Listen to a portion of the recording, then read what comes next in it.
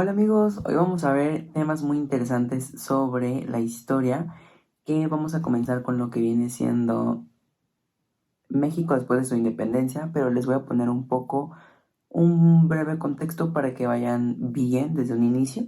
Después seguimos, perdón, con México y la guerra contra Estados Unidos, brevemente también, la guerra de reforma y el porfiriato, y ya para finalizar, la Revolución Mexicana. Entonces espero sea de su agrado este video y vamos a comenzar. Son 5 puntos que vamos a ver hoy, pero comencemos con los fines de la independencia. Pero para que puedan entender todo les voy a poner un poco en contexto. La independencia empezó en 1810 y duró hasta 1821. Y está encabezado por Ignacio Allende, Miguel Hidalgo y Juan Aldama. Y un año después el ejército realista se encarga de matarlos.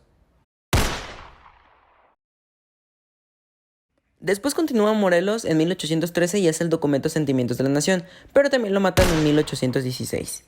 Y bueno, para ya no hacerles el cuento tan largo, el conflicto termina gracias al Plan de Iguala, que es una alianza entre los realistas e insurgentes, y con esto se da la independencia de México.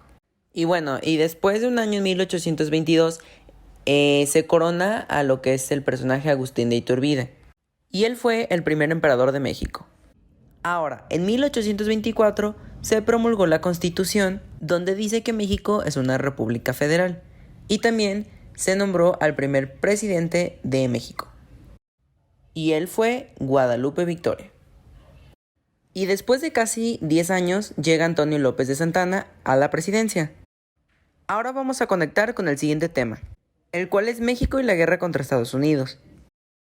Bueno, pues vamos a regresar un poquito en el tiempo, no tanto cuando inició este conflicto totalmente porque inició en 1846, pero no, vamos a regresar a 1835, donde Texas ya declara que pues se independiza y bueno, pues se armó ahí todo el show que hicieron firmar a Santana que pues ya se independizó, pero México no estaba como que totalmente de acuerdo y también hicieron algunas como expediciones tratando de reconquistar Texas.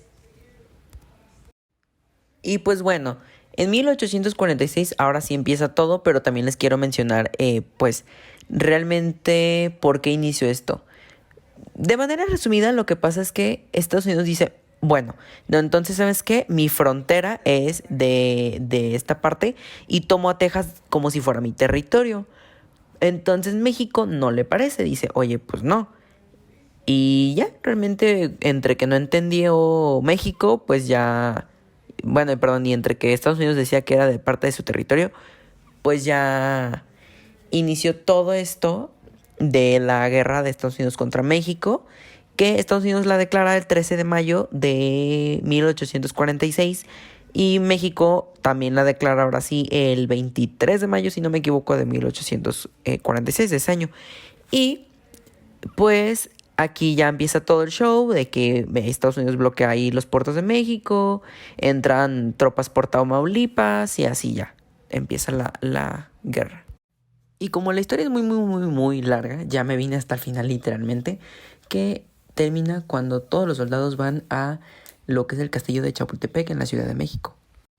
Y bueno, cuando los de Estados Unidos entran ya ahora sí a lo que pues les digo que es el castillo, pasa un suceso que es el que la mayoría de la gente conoce, pero bueno, antes de llegar a esto, están los últimos cadetes ahí intentando pues pelear por pues por ganar México.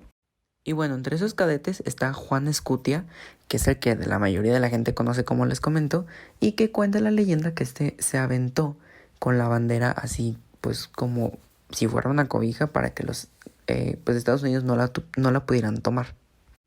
Y bueno, pues gana obviamente Estados Unidos, pero el gobierno de Manuel Peña y Peña empiezan con el tratado, perdón, de paz con pues Estados Unidos.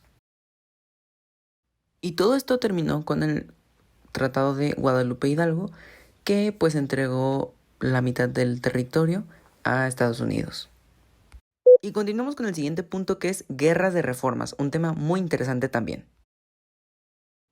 Bueno, se considera que la guerra de reforma, e incluso se le puede conocer como la de los 3 años, inició a partir del 17 de diciembre de 1857, con la promulgación, del Plan de Tacubaya.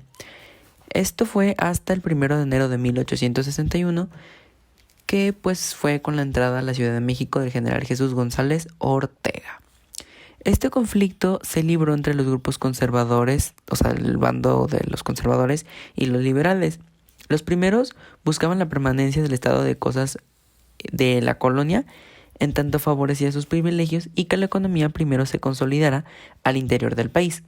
Por su parte, los liberales buscaban la transformación social hacia una estructura política moderna y que pues tenían como un énfasis como pues en el mercado externo. Ahora hay que hablar un poquito sobre el plan de Tacubaya, que pues obviamente fue en Ciudad de México. Estuvo a mando de las órdenes del coronel Domingo Nava y pues que se sumaron aproximadamente como 1,200 elementos de tropa y también pues estuvieron al mando del general, Félix Zuloaga, los cuales marcharon el día 17 de diciembre de 1858. 57, perdón, ya lo ando cambiando las fechas. Y esto fue de Tacubaya a la Ciudadela, en donde se sumaron las tropas de la guarnición que se encontraban a las órdenes del general Joaquín Rangel. Estas eran integradas por el cuerpo de ambulancia del batallón artillería, aquí lo tengo bien anotadito, y ante la situación crítica, el general Ignacio Comonfort, presidente electo de de ese momento, se adhirió al plan de Tacubaya. Y bueno, pues, ¿qué les digo? Las indecisiones de pues el presidente Comonfort originaron que fuera pues Benito Juárez, el presidente de la Suprema Corte de Justicia, que fuera prisionero, aunque pues lo liberaron el 11 de enero de 1858, después del pronunciamiento hecho ese mismo día, y mediante el cual se desconoció el presidente Comonfort y se nombró como el jefe de movimiento del plan de Tacubaya al general Félix María Zuloaga.